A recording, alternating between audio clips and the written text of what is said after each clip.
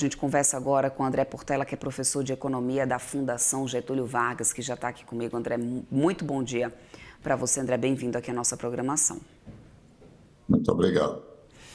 Professor, a gente tem um debate político muito grande, né, em cima dessa proposta e que nesse momento o próprio debate político, que antes era acalorado e que também mostrava uma preocupação em acelerar essa pauta, agora parece travar lá no Senado. Economicamente, como que o senhor avalia esse cenário de avanço e também de debate político em cima de uma proposta que tem um efeito econômico preocupante para o mercado? Trata uma proposta estruturante para o mercado de trabalho e uma proposta, como está colocada, que faz com que seja homogênea e igual para toda a economia, para todos os setores, para todas as regiões, etc.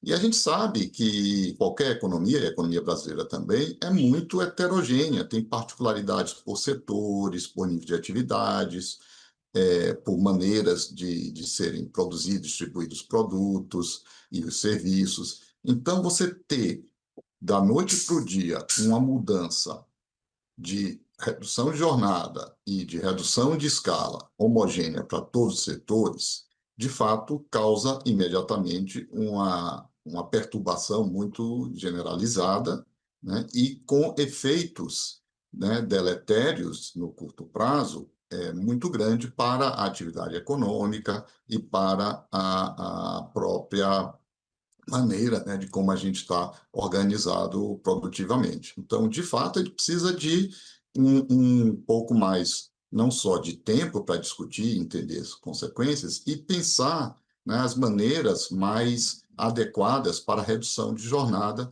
num país como o nosso, né, com alta informalidade, alta rotatividade e com baixa produtividade. Podemos fazê-lo? Podemos, mas de uma maneira adaptada ao nosso contexto. Professor, a PEC alternativa ganhou também um grande apoio muito rapidamente, né, por parte, inclusive, do setor privado, enquanto a PEC do fim da escala 6 por 1, como ela vinha sendo encaminhada na Câmara, ganhou um forte apelo popular. Mas, de fato, a PEC alternativa parte de uma lógica de flexibilizar e contratar por horas. Isso cria, na tua visão, mais liberdade para os trabalhadores e para as empresas? Ou a gente pode estar correndo risco de, com essa PEC alternativa, também aumentar uma fragmentação das relações de trabalho, justamente num país em que tem uma economia tão heterogênea, como o senhor muito bem já citou? Eu acho que tem os dois riscos, sim, né? De um lado, ela permite essa flexibilidade e ela é boa para permitir espaços de ganha-ganha entre as partes, entre as empresas e entre os trabalhadores. Porque, veja, sempre quando você junta, né, capital, trabalho, você gera valor novo. E esse valor novo criado, né, deve ser repartido entre as partes, e essa repartição é sempre boa quando é concordada e negociada entre as partes. Então, tem esse lado, sim, que traz ganhos. Mas, claro, para isso requer a boa negociação, requer que as partes, né, tenham condições de sentar e negociar de uma maneira representativa para ambos os lados. Então, os dois riscos existem e a gente precisava trabalhar em estabelecer essas condições propícias para todas as partes para a negociação. Muito também se cobrado sobre o tempo de adaptação, né? Sobre a transição para essa PEC, o que foi um dos pontos mais acalorados ali de discussão, professor. Qual que seria, na sua visão, um tempo adequado de adaptação, né, para que atendesse todos os lados, sem que gerasse realmente algum dano tão inimaginável para a economia, mas também não deixasse de atender uma demanda de uma classe trabalhadora, né, em que aqui a gente não discute o mérito, né, dessa classe, do merecimento de mais descanso efetivamente. Então, o que poderia ser um meio termo que funcione dentro de um fundamento econômico? Veja, se a gente, respondendo isso, nós, pensando nas experiências internacionais que já passaram por esse processo, né? Os países que fizeram isso e que, mal ou bem, se adaptaram com o tempo a essas mudanças, primeiro, eram mudanças que ocorreram em situações que os países já vinham com algum crescimento de produtividade, então, de fato, tinha espaço para isso. Segundo aspecto é que se regulou em lei, né, a jornada. Então, alguns países passando para 42, outros para 40 horas, né, mas nunca se fez, ainda mais em uma Constituição, combinar redução de jornada com fixação de uma escala. As escalas sempre foram feitas, negociadas nas partes, né, abaixo da lei.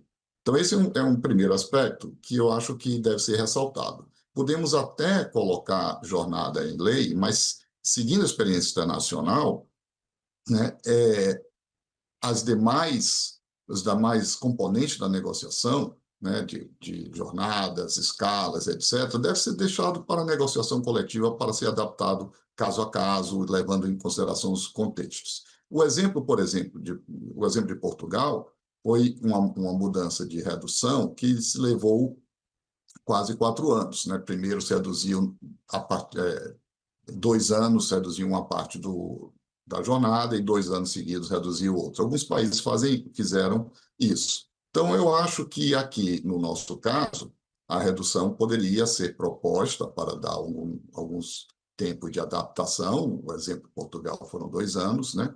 Mas eu acharia, seguindo essa experiência internacional, a parte da escala e dos outros detalhes, deixar para as negociações coletivas.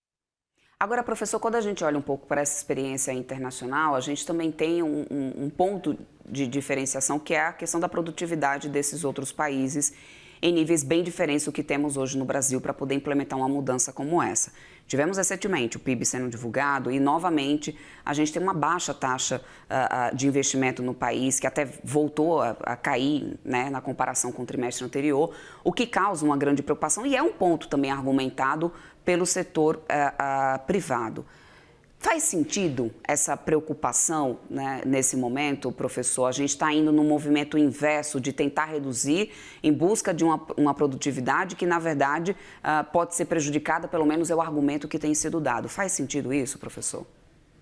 Tem sentido, sim, nesse argumento de que, na verdade, não é a redução de jornada e de escala que faz aumentar a produtividade. A relação é o contrário. O aumento da produtividade leva à redução de jornada e menos tempo trabalhado. E os fatores associados ao aumento da produtividade têm a ver com a qualificação do trabalhador, a capacitação, como também a produtividade do posto de trabalho, a tecnologia utilizada, os investimentos e todo o ambiente de negócio. Então, depende de outros fatores. A redução de jornada é importante para o bem-estar do trabalhador, para o bem-estar da trabalhadora, que isso também deve ser levado em conta, né? E políticas de melhoria de bem-estar de trabalhador e trabalhadora, além da jornada, tem vários outros aspectos, como inclusive você mencionou aqui no início, né? De melhorar as condições de transporte urbanos, melhorar as próprias condições de trabalho dentro do chão de fábrica, tem uma série de outras condições também que devem ser levadas em conta. Então, o aumento da produtividade é primordial para a gente ter uma redução consistente da jornada ao longo do tempo. Perfeito. Conversamos com André Portela, professor de Economia da Fundação Getúlio Vargas. Professor, sempre bem-vindo por aqui. Bom restinho de semana para o senhor e até uma próxima.